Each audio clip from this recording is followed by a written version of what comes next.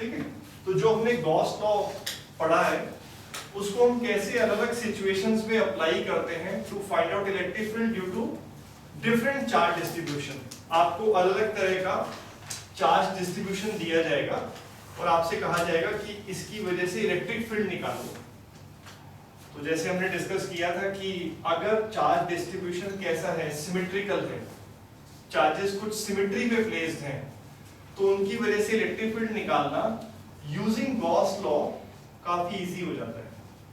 तो वो हमने देखा है। तो सबसे पहले हम केस लेंगे, आपको एक सपोज करो इनफाइनाइट लॉन्ग वायर दी है, ठीक है, और उस पे यूनिफॉर्मली चार्ज क्या है, डिस्ट्रीब्यूटेड है। ऐसे एक वायर है, वो कैसी है, इनफाइनाइट, और उस पे यूनिफॉर्मली चार्ज डिस्ट्रीब्यूट है। अगर उसकी वजह से आपको इलेक्ट्रिक फील्ड निकालने के लिए कहा जाए तो हम कैसे निकालेंगे? तो सबसे पहले क्या है, first case is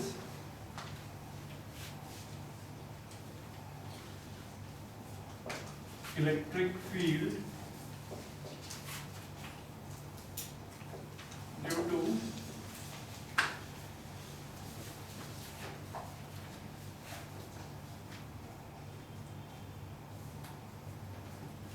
infinitely long straight electric field due to infinitely long straight uniformly charged wire।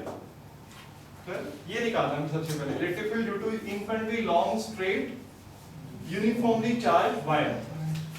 और अगर हम और बता दें, having linear charge density lambda। मतलब हमें उसकी सिर्फ क्या दे रखी है, लीनियर चार्ज डेंसिटी। सिचुएशन ये है, ये सिचुएशन है आपके सामने, ठीक है, ये इनफाइनाइट है, you got this thing very long, और लेट अस सपोज पे चार्ज कैसा है, पॉजिटिव, इस पे कैसा चार्ज है, पॉजिटिव। नेगेटिव भी होता तो कोई उससे डिफरेंस नहीं होगा डिस्कशन में, सेम ही रहेगी डिस्कशन। तो ये एक इनफाइनाइटली चार्ज वायर है और इससे r डिस्टेंस पे सपोज आपको निकालना है। यहां पर आपसे कहा जाता है कि इस वायर की वजह से जिस पे लीनियर चार्ज डेंसिटी क्या है, लैम्डा, तो इससे r डिस्टेंस पे आपको इलेक्ट्रिक फील्ड निकालने के लिए कहा गया। तो देखो इस केस को हमें एक स्टैंडर्ड एग्जांपल की तरह समझना है कि आप कैसे इस डिस्ट्रीब्यूशन की वजह से r डिस्टेंस पे इलेक्ट्रिक फील्ड निकालोगे यूजिंग गॉस लॉ। देखो सबसे पहला स्टेप ऐसे केसेस में क्या होता है, चूजिंग अ गॉसियन सरफेस। हम इस वायर के अराउंड एक गॉसियन सरफेस क्या करेंगे, चूज करेंगे, ठीक है। अब वो कैसी शेप का चूज करेंगे वो डिपेंड करता है कि सिचुएशन कैसी है, आप किस चीज की इलेक्ट्रिक फील्ड कैलकुलेट करना चाहते हो, तो उस सिचुएशन पे डिपेंड करेगा कि गॉसियन सरफेस की शेप कैसी होगी। अब यहां पर वायर है, इनफाइनाइटली लॉन्ग वायर है, तो यू विल सी कि इसके आसपास हम कैसा गॉसियन सरफेस लेंगे, सिलिंड्रिकल गॉसियन सरफेस। और क्यों हमने लिया वो आप देखोगे जब हम अप्लाई करेंगे तो आपको क्लैरिटी आएगी कि सिलिंड्रिकल गॉसियन सरफेस से क्या हेल्प होगी आपको। बट सबसे पहला केस क्या होता है, you have to choose a right Gaussian surface. Clear? Okay, तो इसमें तो मैं आपको पहले से बता रहा हूं कि कैसा होना चाहिए गॉसियन सरफेस, सिलिंड्रिकल। क्यों होना चाहिए, यू विल सी, ठीक हो गया, गुड। तो आप इसके अराउंड एक सिलिंड्रिकल गॉसियन सरफेस ड्रॉ कर लेंगे। लेट्स से ये है वो आपका गॉसियन सरफेस,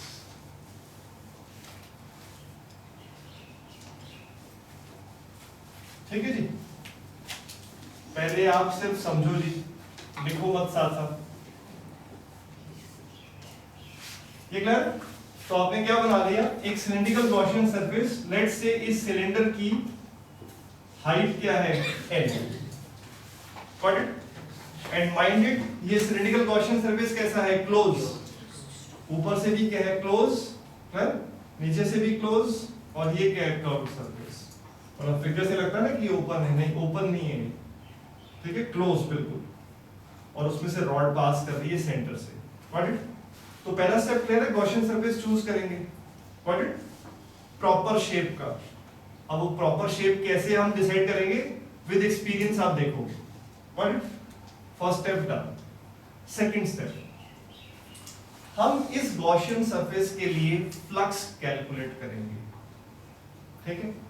और थर्ड स्टेप, फ्लक्स निकालने के बाद हम उस फ्लक्स को गॉस लॉ में पुट कर देंगे। You got this thing? बस यही 3 स्टेप आपको फॉलो करने हैं in every case. Got this thing? Okay. तो अब सबसे पहली बात, ये जो गॉसियन सरफेस आपने बनाया सिलेंड्रिकल, इसको कितने सरफेसेस में डिवाइड कर सकते हैं हम?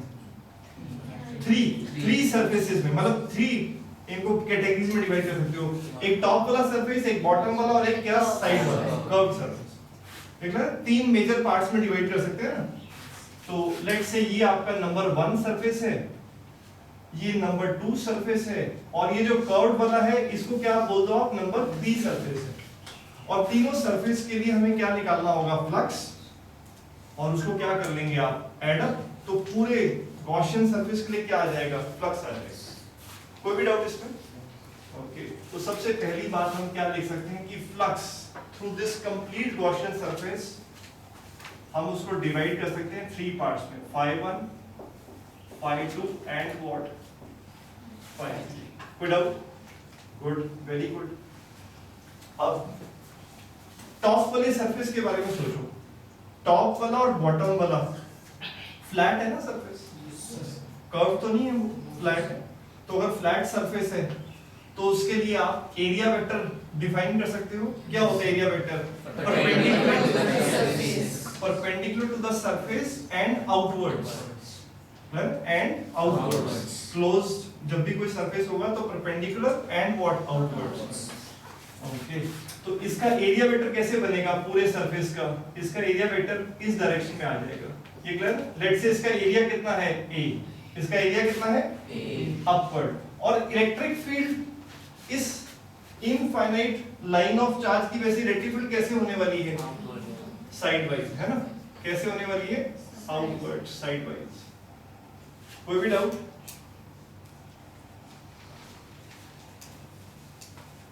Any problem?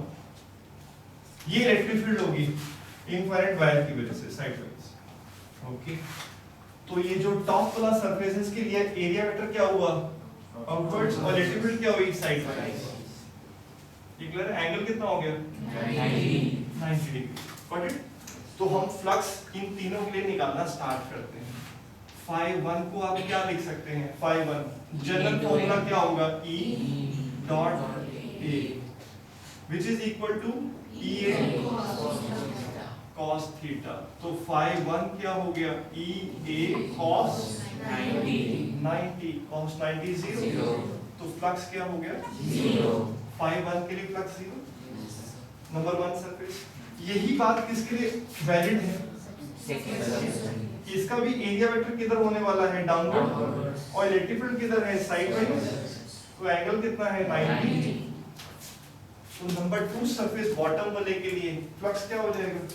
0। Yes, phi2 will be E again what? इसको पहले लिख देते हैं।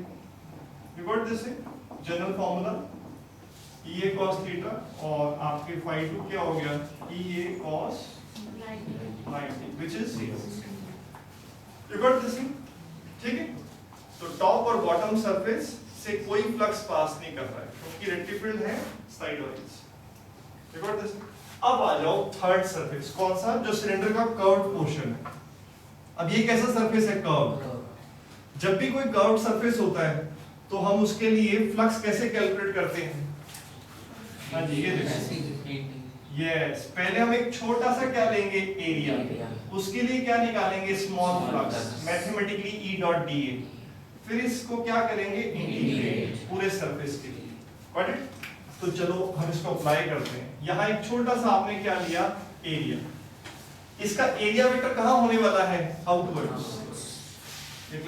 तो ये होगा क्या, area vector DA। You got this thing, outwards. और इलेक्ट्रिक फील्ड भी किस डायरेक्शन में है, आउटवर्ड्स। तो इलेक्ट्रिक फील्ड की डायरेक्शन भी क्या है, आउटवर्ड्स।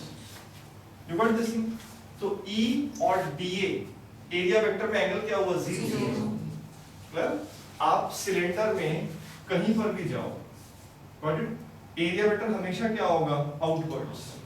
इसके राउंड सिलेंडर एरिया वेक्टर क्या होगा, आउटवर्ड्स। और इलेक्ट्रिक फील्ड भी क्या होगी, रेडियली क्या, आउटवर्ड्स। तो हमेशा एरिया वेक्टर और इलेक्ट्रिक फील्ड के बीच में एंगल क्या रहने वाला है, 0। तो E डॉट DA जो कि क्या है,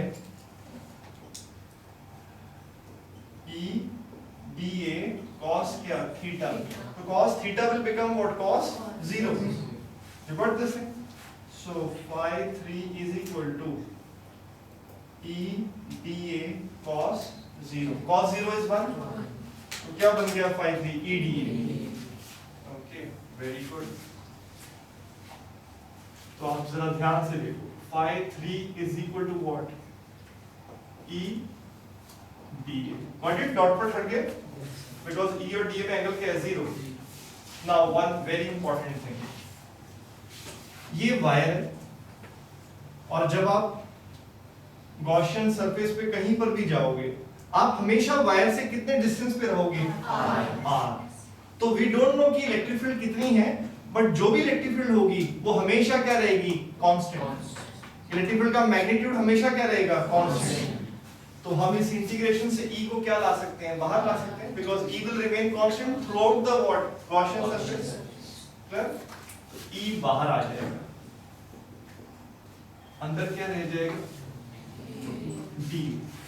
और integration DA for complete surface का क्या मीनिंग हुआ, कि आप हर छोटे छोटे एरिया को ऐड करोगे पूरे कर्व्ड सरफेस के लिए। तो इस पूरे कर्व्ड सरफेस का क्या आ जाएगा आपके पास, सरफेस एरिया। और सिलेंडर का सरफेस एरिया क्या होगा, यस 2 पाई r। और लेंथ मतलब हाइट इज l।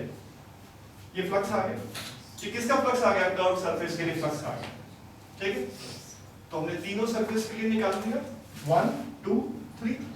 अब इनको ऐड कर देते हैं, टोटल फ्लक्स आ जाएगा। Total flux is phi1 plus phi2 plus phi3। So total flux is equal to what, 0 0 E into what, 2 pi r। ये क्लियर, क्लियर, यहाँ तक क्लियर है। Now using Gauss law, Gauss law क्या था, flux is equal to charge enclosed by what, ये था।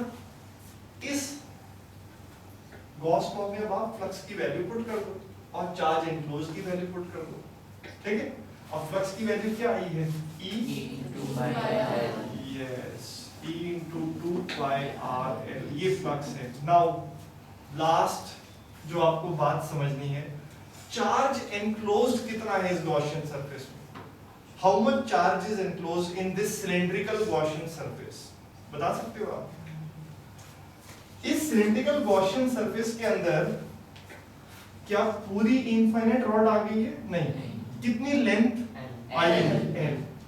और इस वायर के ऊपर चार्ज डेंसिटी क्या है, lambda. What is lambda, charge per unit length. तो इस गॉसियन सरफेस के अंदर कितनी लेंथ लंबी रॉड आई हुई है, L। तो कितना चार्ज होगा, लैम्डा इनटू L। समझ में आया?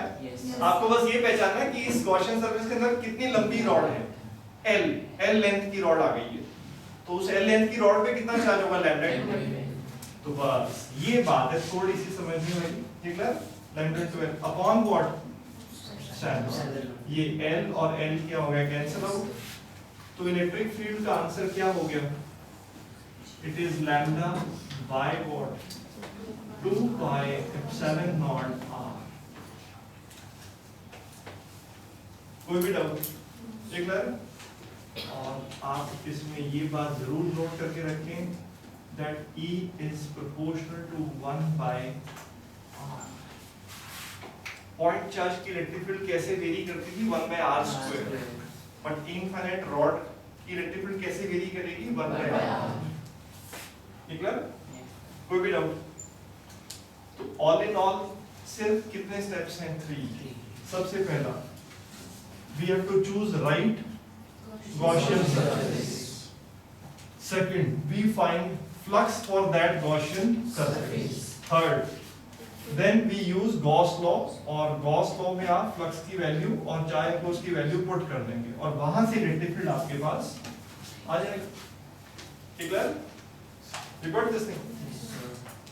यहाँ तक. ठीक है? Electric field due to uniformly charged infinite plane sheet having surface density sigma. मतलब अब की बार आपके पास क्या केस है? एक इनफाइनाइट शीट है,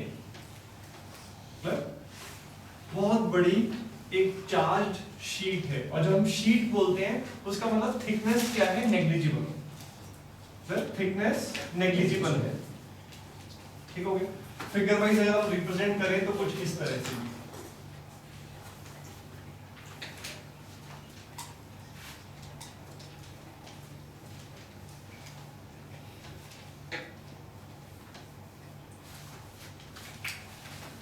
ऐसे आप सोच सकते हो कि एक शीट है और उस पे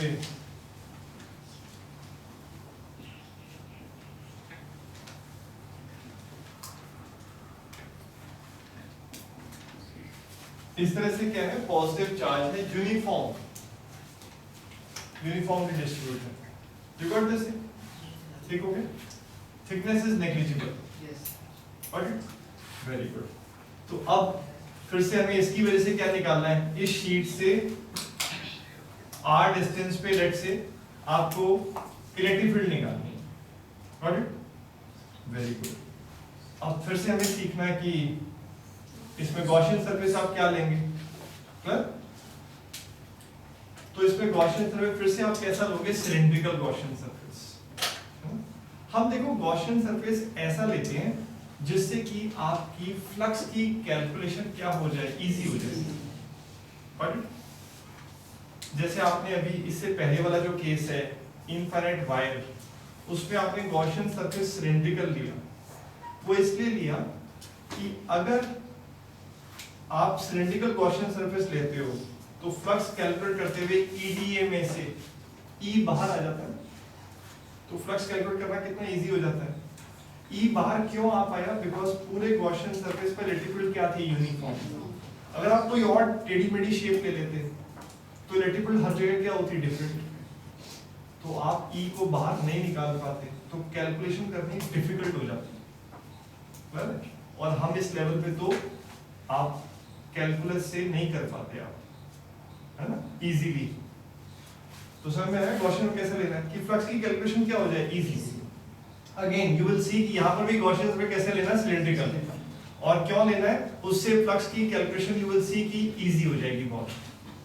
ठीक है? कैसे? अभी देखते हैं. और गॉसियन सरफेस क्या लेना है आपको? ये शीट है, सिलिंड्रिकल गॉसियन सरफेस लेना है जो शीट में से पेनिट्रेट कर रहा हो. आधा सिलेंडर इस तरफ हो और आधा सिलेंडर क्या हो? यहाँ पर हो, और इस शीट को क्या कर रहा हो? पेनिट्रेट. और क्योंकि इमेजिनरी होता है तो आपने चिंता नहीं करनी कि शीट खराब हो जाएगी, है ना. इमेजिनरी होता है ना गॉसियन सरफेस, ये है, तो उससे कोई फर्क नहीं पड़ेगा ना इलेक्ट्रिक फील्ड पे ना शीट पे. Okay good. तो ये है जी गॉसियन सरफेस. देखो Gaussian surface will be something like this. Let's say ये cylindrical Gaussian surface है.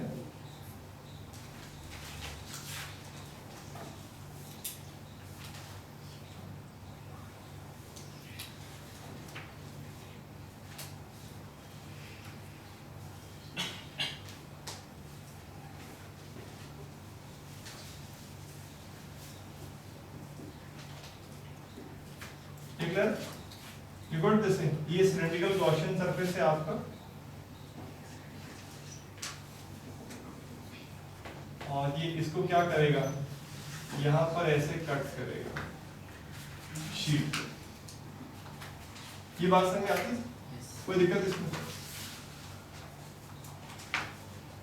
क्लियर? ओके। और इस शीट की इलेक्ट्रिक फील्ड कैसी होगी? Perpendicular to the sheet and what side wise. Clear? तो ये आपका गॉसियन है। सपोज करो इसका एरिया क्या है, इसका एरिया ए है जी, साइड्स का एरिया क्या है ए। Okay good. तो इसकी इलेक्ट्रिक फील्ड ऐसी होगी, electric field will be something like this.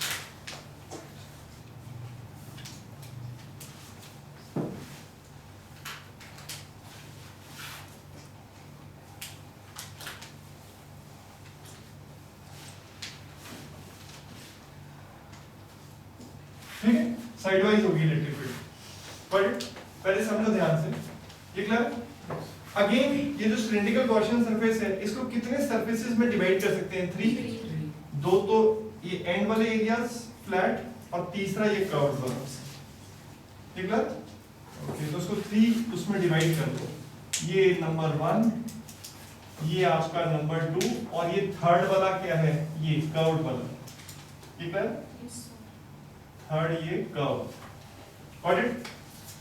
Very good. तो हमें क्या निकालना है? Total flux. Total flux through this Gaussian surface is equal to phi1 plus what, phi2 plus phi3। ठीक है? साइड वाइज इनसे निकालते हैं फ्लक्स। पहले आप यहां पर पहुंचो, यहां पर एरिया वेक्टर की डायरेक्शन क्या होगी? Perpendicular to the surface and what, outwards. तो एरिया वेक्टर ये होगा ए, और इलेक्ट्रिक फील्ड भी कैसी है? आउटवर्ड्स। तो E और A में एंगल क्या हो गया? 0। तो फ्लक्स का जनरल फॉर्मूला क्या होता है फ्लैट सरफेसेस के लिए? E dot what, A। ठीक है? तो flux through first surface E dot A which is EA cos theta. तो फ्लक्स क्या हो गया? थीटा की वैल्यू क्या है? 0। EA cos 0। तो phi1 कितना आ गया? EA। कोई डाउट? इसी तरह से phi2 क्या होगा? Again E dot what A which is EA cos theta. तो phi2 के लिए भी क्या होने वाला है? EA cos what 0। कैसे? इस सरफेस के लिए हाँ जी, एरिया वेक्टर कहाँ होगा? आउटवर्ड्स। क्लियर? इसका आउटवर्ड्स क्या होगा? राइट। क्लियर? और इलेक्ट्रिक फील्ड भी कैसी है? आउटवर्ड्स। तो दोनों में एंगल कितना हो गया? 0। तो ये क्लियर? तो phi2 भी कितना हो गया? E into what? A। ठीक है? अब कौन सा रह गया आपके पास? कर्व। Very good. अब ये जो कर्व पार्ट है सिलेंडर का, कर्व के लिए हमें पता है फ्लक्स कैसे निकालते हैं हम? phi3 कैसे निकालोगे आप? पहले एक छोटा सा एरिया लोगे, उसके लिए फ्लक्स क्या होगा? E dot dA। फिर पूरे कर्व सरफेस के लिए इंटीग्रेशन करेंगे। बट आप जरा सा ध्यान से देखोगे, लेट से आप इस कर्व्ड पोर्शन में आप यहां गए, एरिया वेक्टर कहां होगा? परपेंडिकुलर। ये इस तरह से होगा अपवर्ड्स। This is DA। और इलेक्ट्रिक फील्ड किस डायरेक्शन में है? Side wise. तो एंगल कितना हो गया? 90। तो आप इस सिलेंडर में कहीं पर भी जाओ पूरे सरफेस में, एरिया वेक्टर क्या होगा? एरिया वेक्टर और इलेक्ट्रिक फील्ड के बीच में एंगल हमेशा क्या रहेगा? 90। क्लियर? Revert this thing. तो E डॉट DA क्या बन जाएगा? E DA cos क्या बन जाएगा? 90। और cos 90 क्या होता है? 0। तो फ्लक्स थ्रू कर्व्ड सरफेस क्या हो जाएगा? 0। ये बात समझ में आती है? Because electric field side wise जा रही है, तो कर्व्ड सरफेस में से तो कुछ भी बाहर नहीं निकलेगा, साइड वाले एरियाज में से निकलेगा। You got this thing? Without this में तो फ्लक्स क्या होगा? 0। तो आपके पास यहां से टोटल फ्लक्स क्या है? Total flux is equal to phi1 phi2 phi3। तो ये आ गया आपके पास EA 0। So total flux through this Gaussian surface is 2E। Put up. Done? Now Now we'll use Gauss law.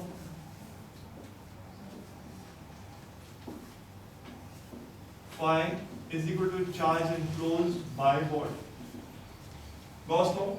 Flux की वैल्यू पुट कर दो, क्या आ गई 2EA, वेरी गुड। अब चार्ज इनक्लोज कितना है इस गॉसियन सरफेस में बता सकते हो? यस यस, क्योंकि ये जो सिलेंडर आपने सिलेंड्रिकल गॉसियन में बनाया तो शीट का कितना पोर्शन उसने कट किया? ए। ये कितना पोर्शन शीट का कट किया इसने? ए एरिया। और सरफेस डेंसिटी कितनी है इसकी? सिग्मा। है ना? शीट का कितना पोर्शन सिलेंडर के अंदर आएगा? A area. You got this thing? और उस ए एरिया पर कितना चार्ज होगा? Sigma into a. ये बात समझ में आती है? ओके, तो बस यही एक चीज थी जो ध्यान से आपको देखनी है। Bye what? एप्सिलॉन। तो ये क्या हो गया? एरिया क्या हो गया? तो इलेक्ट्रिक फील्ड का आंसर आपके पास क्या आ गया? Sigma bye 2। ठीक है? और इसमें एक नोट करने वाली बात क्या है, आप इस चीज को पूछा भी जाता है,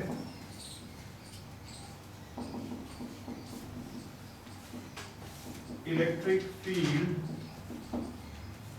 of infinite plane sheet is independent of R, means distance from the sheet। अब देखो इसमें कहीं डिस्टेंस आ, ठीक है? इसका मतलब अगर ये इनफाइनाइट शीट है, सपोज ये जो बोर्ड है, तो आप इससे यहाँ पर खड़े हो जाओ तो भी इलेक्ट्रिक फील्ड क्या है? Sigma bye 2। थोड़ा दूर चले जाओ तो भी क्या है? Sigma bye 2। Why? Because it is infinite। आप यहाँ खड़े हो तो भी क्या है? इनफाइनाइट। इससे थोड़ा दूर जाओगे तो भी ये क्या है? Infinite. Clear? Without this sigma bye 2 it is independent of what? R। Distance पे डिपेंड नहीं करेगी, यूनिफॉर्म। क्लियर? कोई भी डाउट यहाँ तक?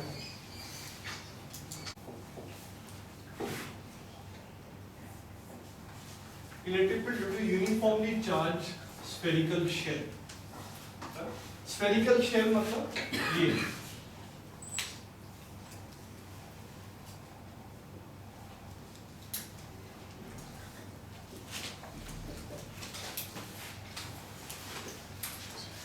चार्ज एक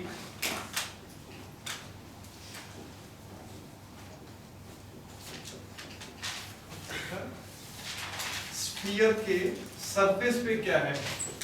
प्लस चार्ज। मतलब आप ऐसे सोच सकते हो कि ऐसे कब होगा? और ये क्या? Spherical shell. Shell means hollow, मतलब अंदर चार्ज कहीं नहीं है, सिर्फ कहां पर है? सरफेस पे। एक स्फीयर के सरफेस पे क्या है? चार्ज। और ऐसा कब होता है? जैसे एक आपके पास मेटल का स्फीयर हो, लेट्स से हॉलो एक मेटल का स्फीयर है, जैसे प्लास्टिक की बॉल होती है ना हॉलो, ऐसे सपोज करो मेटल की बॉल है हॉलो, और आप उस पे चार्ज डालोगे तो सारा चार्ज कहाँ पे? यूनिफॉर्मली डिस्ट्रीब्यूट हो जाएगा सरफेस पे। अगर सॉलिड मेटल की बॉल हो तो भी क्या होगा? सारा चार्ज कहाँ पर आ जाएगा? सरफेस पे। मतलब अगर अंदर ये सॉलिड भी हो मेटल की बॉल तो भी आप चार्ज डालोगे तो चार्ज सारा का सारा कहाँ आएगा? सरफेस पे। You got this thing? तो अगर आप चार्ज के एंगल से देखोगे तो स्फेरिकल क्या है? शेल बन रही है, मतलब सिर्फ सरफेस पे चार्ज है, अंदर चार्ज के एंगल से क्या है? जीरो, अंदर चार्ज नहीं है। You got this thing? तो कभी भी ऐसा हो कि चार्ज एक स्फेरिकल शेप में क्या है?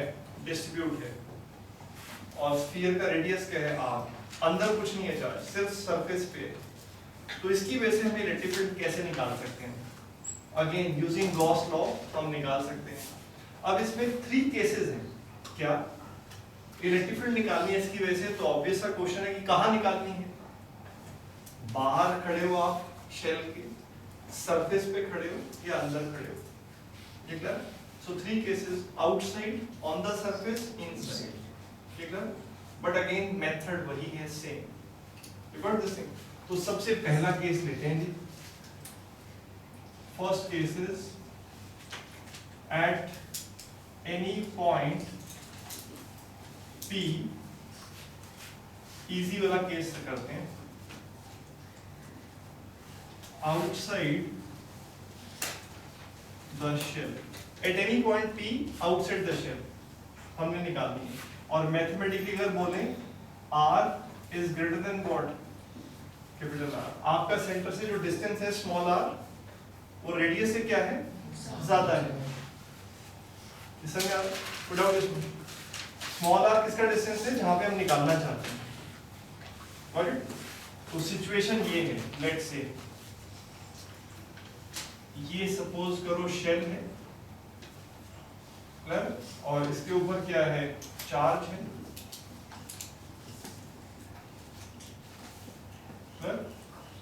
इसका रेडियस क्या है? r है. डन. और आपको कहां निकालनी है? लेट्स से आपको यहां निकालनी है. आप कहां खड़े हो सेंटर से? स्मॉल r डिस्टेंस पे. स्मॉल r क्या है? कैपिटल R से बड़ा है. मतलब आप बाहर हो सरफेस पे. ठीक. ये सिचुएशन. अगेन क्या करेंगे हम? सबसे पहले गॉसियन सरफेस. अब इस सिचुएशन की सिमेट्री क्या बताती है आपको? गॉसियन सरफेस कैसा होना चाहिए? स्फेरिकल. ठीक है? बिकॉज इलेक्ट्रिक फील्ड कैसी होगी? मतलब रेडियली आउटवर्ड्स होगी. ठीक है? तो गॉसियन सरफेस हम कैसा बनाएंगे? Spherical Gaussian surface. कितने रेडियस का? r रेडियस का, जहां पे हमें निकालनी है इलेक्ट्रिक फील्ड, वहां से पास करेगा. तो आप r रेडियस का क्या ड्रॉ कर लो? आप एक गॉसियन सरफेस आपने क्या कर दिया? ड्रॉ कर दिया spherical. What it? Next step इस गॉसियन सरफेस के लिए फ्लक्स निकालेंगे और उसको फिर गॉस लॉ में पुट कर देंगे. वहां से हम इलेक्ट्रिक फील्ड निकाल पाएंगे. What it? Okay, good. अब ये स्फेरिकल गॉसियन, और ये बात ध्यान रखना, हमें गिवन है कि इस पे चार्ज कितना है? Q. Good out. Very good. तो अब ये जो स्फेरिकल गॉसियन सरफेस है, इसके लिए फ्लक्स कैसे निकालेंगे आप? Q by नहीं, इंटीग्रेशन वाले मेथड से कैसे निकालोगे आप? पहले तो आप फ्लक्स निकालोगे ना. Q by एप्सिलॉन तो फिर बाद में गॉस लॉ को यूज करोगे आप. ठीक है? ओके. तो लेट्स से आपने एक छोटा सा एरिया लिया. इस एरिया के लिए एरिया वेक्टर क्या होगा? इस तरह से. ठीक है? Small area. उसका एरिया वेक्टर क्या होगा? परपेंडिकुलर. ठीक है? इलेक्ट्रिक फील्ड भी क्या होगी इसकी? आउटवर्ड्स. ठीक है? तो इस छोटे से सरफेस के लिए फ्लक्स क्या होगा? हाँ जी, इस छोटे से सरफेस के लिए फ्लक्स क्या होगा जी? E dot dA. और पूरे सरफेस के लिए फ्लक्स क्या होने वाला है? Integration for complete surface. है? और E डॉट dA को आप क्या लिख सकते हैं जी? E dA cos theta. ये क्लियर है? और थीटा कितना है अभी हमने देखा. हमारे इस केस में थीटा क्या है? 0. E dA cos 0. कोई डाउट है?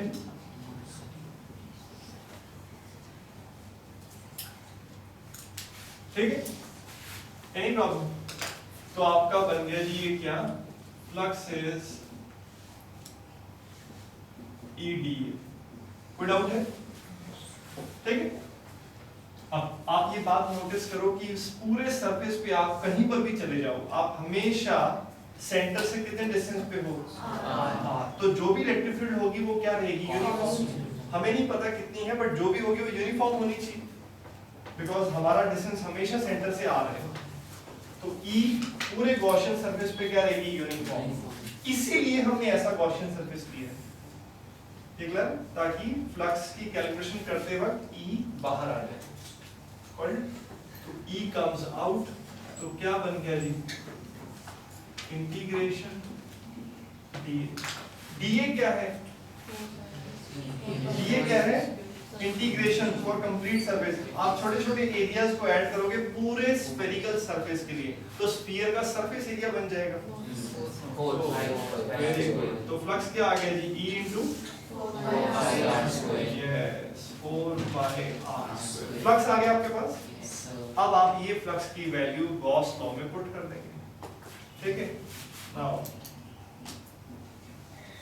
बाय यूजिंग गॉस लॉ क्या हो जाएगा? Flux is equal to charge enclosed by what? अच्छा ये क्लियर? गुड। फ्लक्स की वैल्यू तो आ चुकी है हमारे पास, E into what? 4 pi r square. Charge enclose कितना है इस गॉसियन सरफेस में? Q कंप्लीट पूरी की पूरी शेल इसके अंदर आ गई, तो कितना हो गया? Q। कोई प्रॉब्लम ही नहीं है। Q by what? Electric field क्या आ गई? हाँ जी, Q by 4 pi epsilon naught r। ये इलेक्ट्रिक फील्ड आ रही है कि नहीं आ रही है? हाँ जी, ये clear? You got this thing? So what is electric field? Q by 4 pi epsilon r square. ये क्लियर? सुनो ध्यान से, अभी मत इसको लिखने के पीछे मत पड़े रहो। और अब आप इस बात को समझने की कोशिश करो कि ये इलेक्ट्रिक फील्ड, आपने इलेक्ट्रिक फील्ड निकाल लिया, ठीक है, डन। अब जरा ध्यान से इस एक्सप्रेशन को देखो कैसा आ रहा है। अगर ये शेल ना होती और सेंटर पर Q चार्ज रख देते हम, तो भी तो r डिस्टेंस पर इलेक्ट्रिक फील्ड क्या होती? Q by 4 pi epsilon r square. तो जब आप शेल के बाहर खड़े हैं तो शेल कैसे बिहेव कर रही है? Like a point charge placed at the centre of the shell. Clear? You got this thing? So for any point outside the shell, the charge of shell behaves like a point charge placed at the center of the shell. ये clear? तो ये बहुत important बात है जी।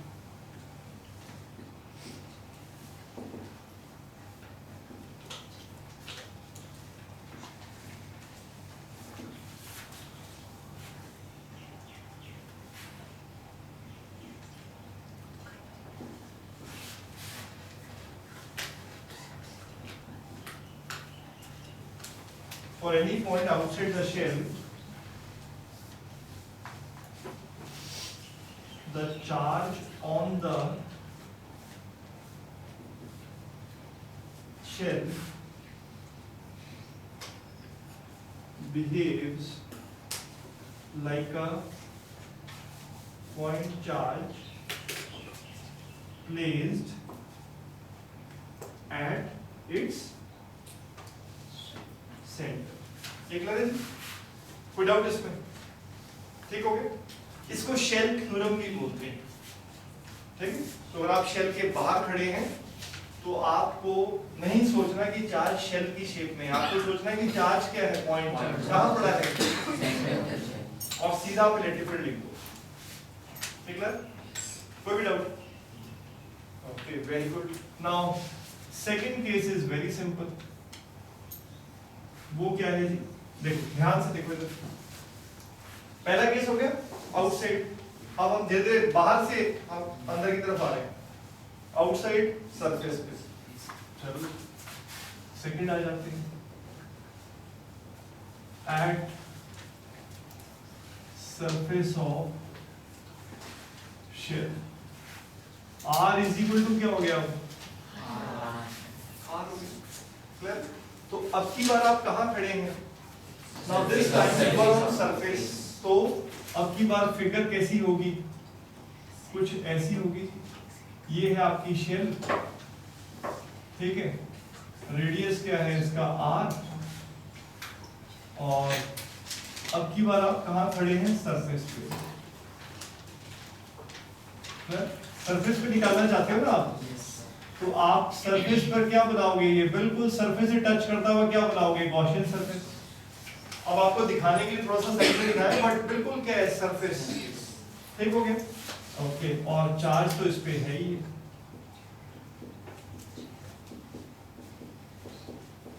ठीक है, और फिर से सारा वही केस क्लियर। छोटा सा एरिया लेंगे आप, इलेक्ट्रिक फील्ड क्या होगा, आउटवर्ड्स। एरिया वेक्टर भी क्या होगा, आउटवर्ड्स। ये क्लियर। तो मैं सिंपली क्या लिख सकता हूं, फ्लक्स इज इक्वल टू ई, हाँ जी क्या लिख दें, ई डॉट डी। और ई डॉट डी ए किस में बदल जाएगा, E D A.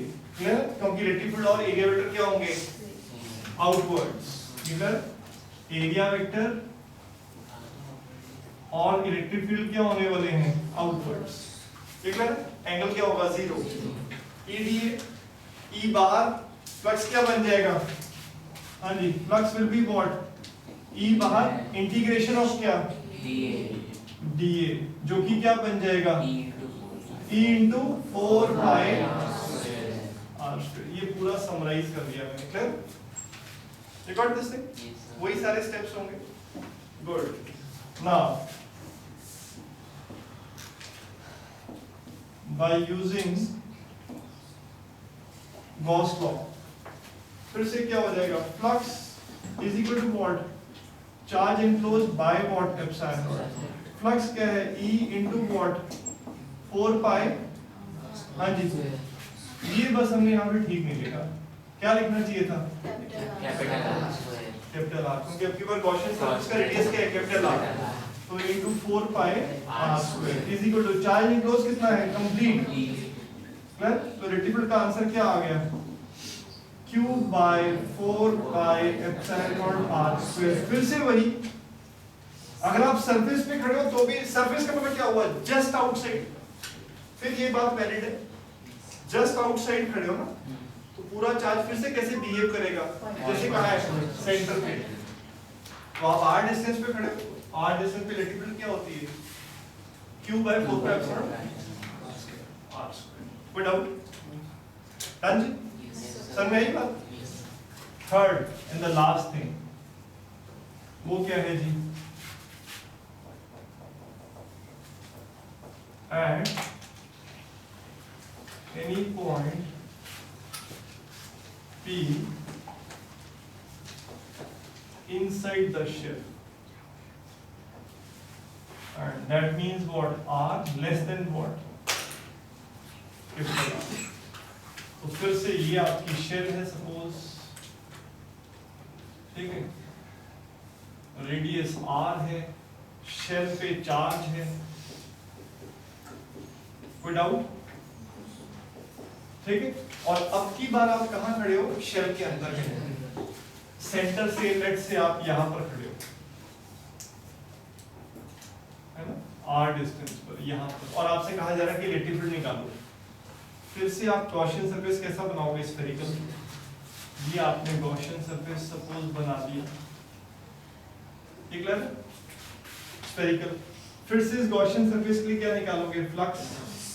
Okay, again flux क्या हो जाएगा, हाँ जी क्या होगा, E dot dA, which will be what, E dA, because area vector भी बाहर की तरफ होगा, इलेक्ट्रिक फील्ड भी सिमेट्रिकल है।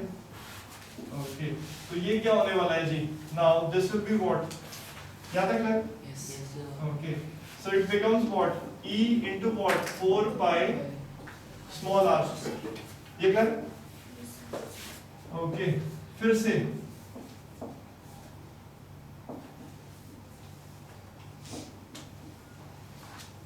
flux is equal to charge enclosed by what, epsilon। Flux is what, E into what, 4 pi small r square। Now what is charge enclosed, zero। Gaussian surface तो ये रहा, चार्ज तो बाहर है surface पे, तो इसके अंदर तो कोई चार्ज ही नहीं, तो क्या हो गया, 0 बाय व्हाट, एप्सिलॉन। तो इसको भी बाहर ले जाओ, तो E का आंसर क्या आ गया, 0। E becomes what, 0। तो यहां लिख देते हैं,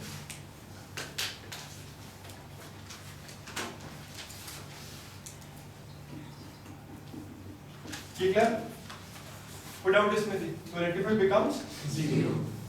ठीक है, तो बड़े ध्यान से एक मिनट इधर देखो लिखने से पहले, अगर कोई शेल है आपके पास, आप सेंटर से चलना शुरू करते हो, सेंटर से लेके सरफेस तक इलेक्ट्रिक फील्ड क्या रहती है 0, इनसाइड इज 0।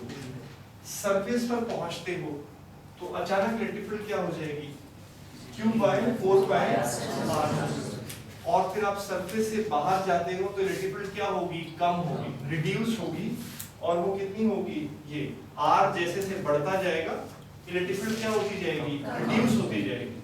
और अगर इसका ग्राफ प्लॉट करना चाहें तो आप ग्राफ कुछ ऐसा प्लॉट कर सकते हो।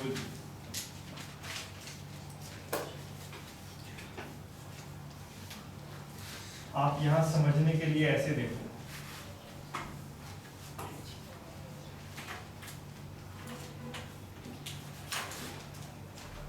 ये शेल का क्या दिखाया, सेंटर, सेंटर से डिस्टेंस लेंगे हम, इसको क्या मान रहे हैं 0, इसे क्या बोल रहे हैं सरफेस को R, और ये क्या है आपका डिस्टेंस स्मॉल r है ना, डिस्टेंस बढ़ता जा रहा है, और यहां पर हम क्या दिखा रहे हैं, इलेक्ट्रिक फील्ड। तो सेंटर से लेके सरफेस तक इलेक्ट्रिक फील्ड क्या होने वाली है 0। ये समझ में आ रहा है, यहाँ रेड लाइन को यहाँ क्यों दिखाया, इलेक्ट्रिक फील्ड क्या होगी 0। ओके, फिर सरफेस पर क्या होगी electric field,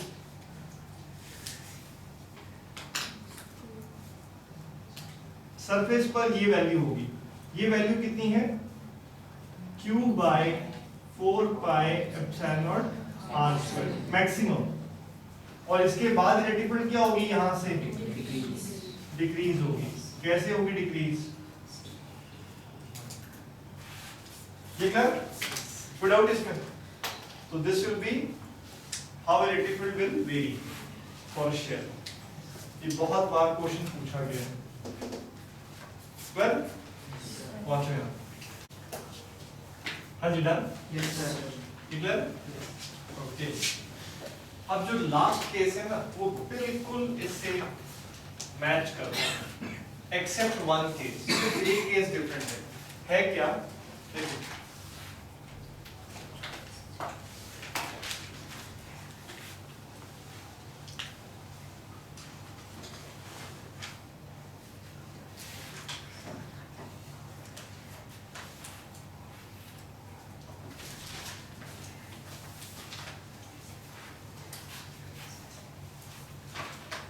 electric field due to uniformly charged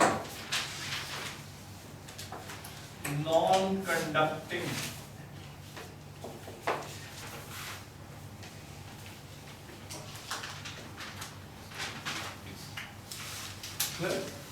electric field due to uniformly charged non-conducting sphere।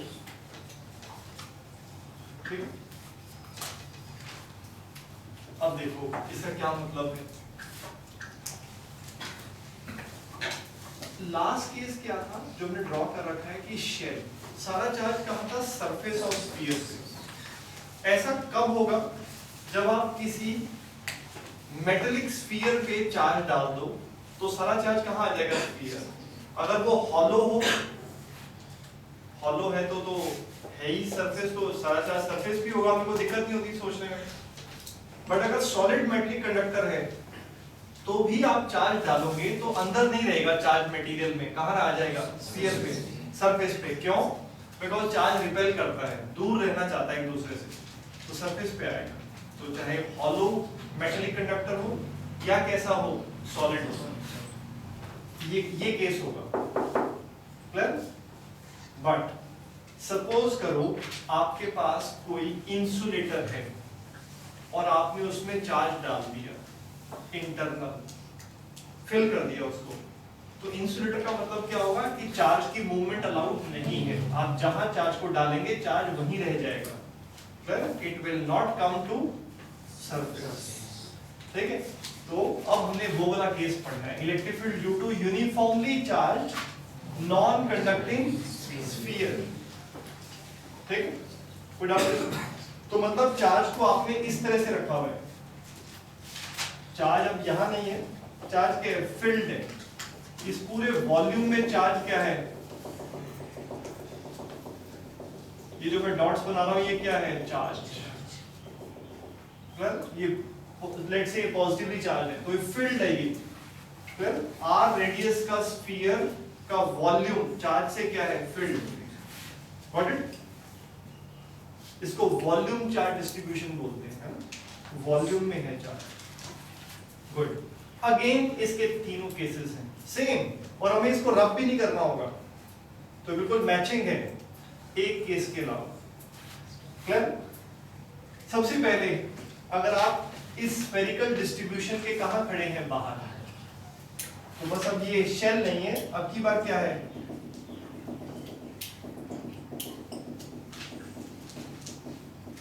Clear? आप यहां खड़े हो, got it? Again positive charge है, इलेक्ट्रिक फील्ड क्या होगी, आउटवर्ड्स। आपने गॉसियन सरफेस बनाया, इलेक्ट्रिक फील्ड भी आउटवर्ड्स, फ्लक्स निकालोगे E dA, क्लियर? फ्लक्स ये आ गया using Gauss law. What is charge enclosed? इस पे सपोज टोटल चार्ज कितना है, ये Q, तो चार्ज इनक्लोज्ड कितना हुआ, Q। तो इलेक्ट्रिक फील्ड क्या आएगा, Q बाय 4πr²। इसका मतलब अगर आप वॉल्यूम चार्ज डिस्ट्रीब्यूशन के बाहर खड़े हैं तो वो पूरा का पूरा वॉल्यूम चार्ज डिस्ट्रीब्यूशन कैसे बिहेव करेगा, like a point charge placed at its centre. Got it? तो बस आपको यहाँ पर क्या सोचना है, for any point outside the shell नहीं है, आपकी बात क्या है,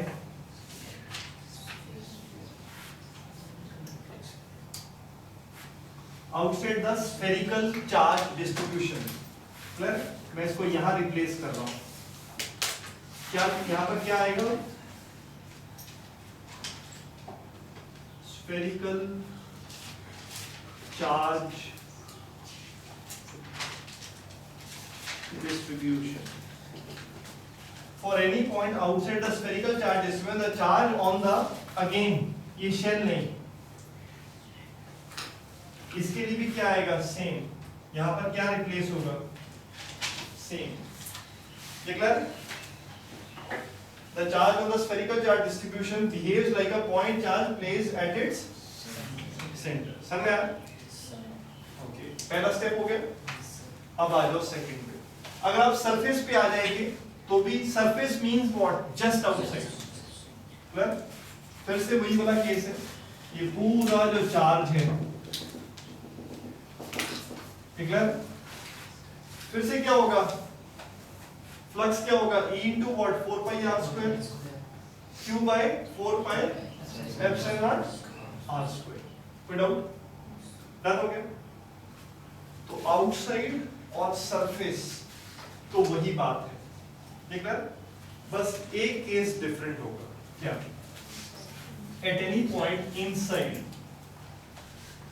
क्लियर है? ये हमें देखना है क्या हो।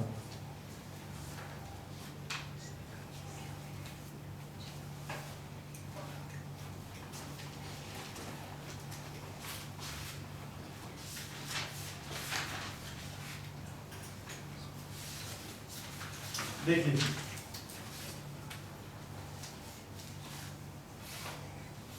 at any point P inside the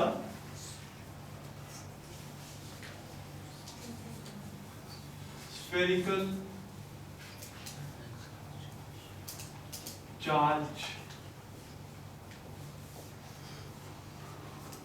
distribution, ये क्या है, गुड आउट, गुड। तो ये केस है जी आपके सामने, यहां बना देते हैं जी थोड़ा फिगर को, थोड़ा बड़ा मैंने बनाया ताकि आप आराम से समझ पाओ।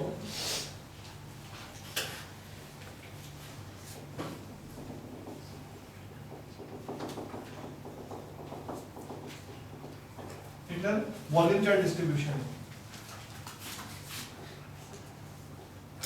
ये क्या है, कैपिटल आर रेडियस, जिसने में वॉल्यूम को आपने, इतने वॉल्यूम में आपने चार्ज Q को डिस्ट्रीब्यूट किया, टोटल चार्ज कितना है, Q। तो आप अब सेंटर से कहां, आप इनसाइड हो, आप यहां पर, मतलब लेट्स से आप यहां हो, सेंटर से स्मॉल r डिस्टेंस पे, और आप इलेक्ट्रिक फील्ड निकालना चाहते हो, तो अगेन आप गॉसियन सरफेस बनाएंगे। ये क्लियर? ये गॉसियन सरफेस बनाया जो रेड से बनाया, ठीक है। इसके लिए क्या निकालोगे आप? फ्लक्स निकालोगे, ठीक है। Okay, let's say positive charge है तो इलेक्ट्रिक फील्ड क्या होगी? आउटवर्ड्स। एरिया वेक्टर भी क्या होगा? आउटवर्ड्स, जैसे हम इससे पहले करते आए हैं। तो फ्लक्स को आप क्या लिखेंगे? आप flux is E dot dA which will become E dA, ठीक है? ओके, तो you got this thing? Now E is uniform, तो E will come out, और इंटीग्रेशन ऑफ dA क्या होगा? Surface area of this Gaussian surface, वो कितना हो जाएगा? 4 pi r square। यहाँ तक कोई doubt? No problem at all, clear? Now by using Gauss law,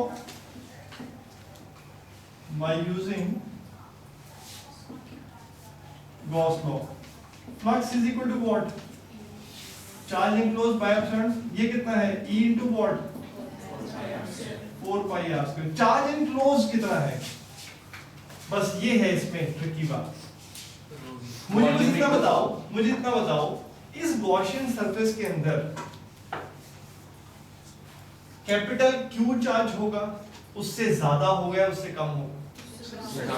obviously उससे कम होगा, है ना। ये वाला चार्ज तो क्या हो गया? काउंट ही नहीं होगा। इसके अंदर तो इतना ही चार्ज आ रहा है, तो हमें चार्ज एनक्लोज निकालना है।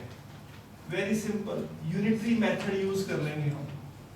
कैसे यूज कर लेंगे आप यूनिटरी मेथड? इधर देखो ध्यान से, पूरा वॉल्यूम कितना है स्फीयर का? 4/3 pi r cube। 4/3 pi r cube। तो इतने वॉल्यूम में कितना चार्ज डिस्ट्रीब्यूट है? Q। 1 यूनिट वॉल्यूम में कितना होगा? Q by 4/3 pi r cube। तो इतने वॉल्यूम में कितना होगा? into r। 4/3 pi small r cube। ये है ना इसका वॉल्यूम। तो इतने वॉल्यूम में क्या होगा? आप ऐसे कैलकुलेट कर लेंगे, 4/3 pi this into what? 4/3 pi small r cube। ये बात समझ आई? Unitary method. You got this? पूरे वॉल्यूम में Q है, 1 यूनिट वॉल्यूम में ये होगा, तो इतने गॉसियन सरफेस का जो वॉल्यूम है उतने वॉल्यूम में कितना होगा? Got it? तो ये तो 4/3 pi कैंसिल आउट हो गया, तो ये कितना आया आपके पास? Q small r cube by what? इसी को हम क्या बोल रहे हैं? Charge inside what? Charge inside Gaussian surface. Well, तो ये वैल्यू मैं यहां पुट कर दूं, क्या आ जाएगा जी? Capital Q r cube by what? Clear? Capital R cube। कोई डाउट है जी? ये क्लियर? अब आप ध्यान से देखो, ये जो स्क्वायर है ये क्यूब क्या हो जाएगा? कैंसिल होगा।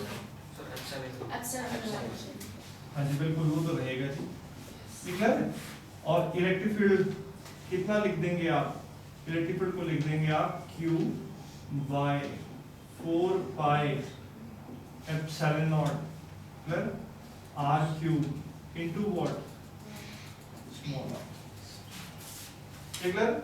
अब मैंने इसको ब्रैकेट्स में क्या लिखा? ये पूरी क्वांटिटी कांस्टेंट है, complete charge constant 4 pi epsilon r, capital R constant, और ये स्मॉल r क्या है? डिस्टेंस फ्रॉम द सेंटर, जहां पर आप खड़े हो, है ना। You got this thing? यहाँ पे बहुत इंपॉर्टेंट बात आप ये नोट कर सकते हो कि electric field is proportional to what? R। मतलब आप जैसे से अगर आप अंदर खड़े हो तो सेंटर से जितना दूर आप जाओगे इलेक्ट्रिक फील्ड बढ़ेगी, क्लियर? इलेक्ट्रिक फील्ड क्या करेगी? इंक्रीज करेगी। ओके, अब जरा ध्यान से देखो जी, इसको मैं एक और ढंग से लिख सकता हूं। डिनोमिनेटर में 3 से मल्टीप्लाई करो, 3 से डिवाइड करो डिनोमिनेटर को। You watch it, I am saying this.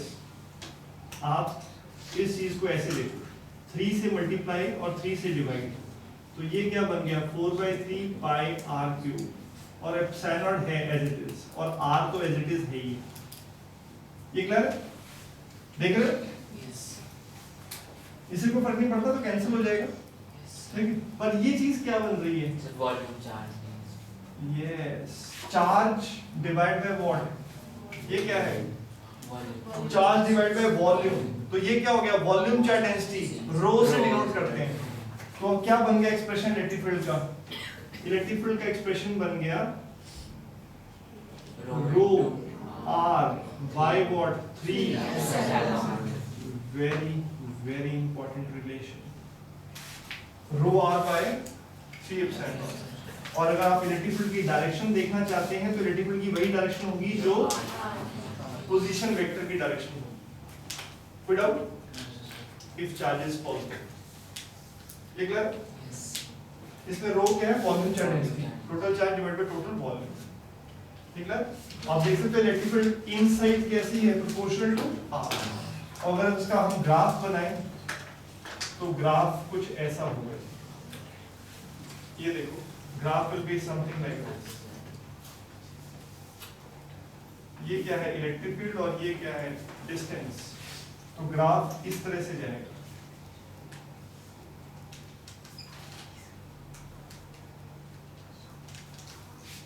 ये क्या है, सरफेस। सेंटर से डिस्टेंस ले रहे हैं हम, सेंटर से बाहर की तरफ जा रहे हो, सेंटर से सरफेस तक इलेक्ट्रिक फील्ड क्या होगी, प्रोपोर्शनल टू आर। सरफेस पर क्या होगी, मैक्सिमम। सरफेस पे क्या होगी, मैक्सिमम। और सरफेस के बाहर जाओगे तो क्या होगी, ठीक है, fit out. So this is relative to a uniformly charged non-conducting sphere. You got this thing? याद रखो।